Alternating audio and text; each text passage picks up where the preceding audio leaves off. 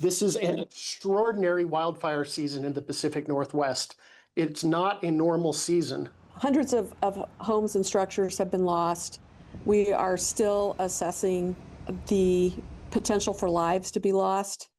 So to the people who are suffering right now in our region from either loss or uncertainty, everyone here, our hearts go out to you. We are here for you for the long term.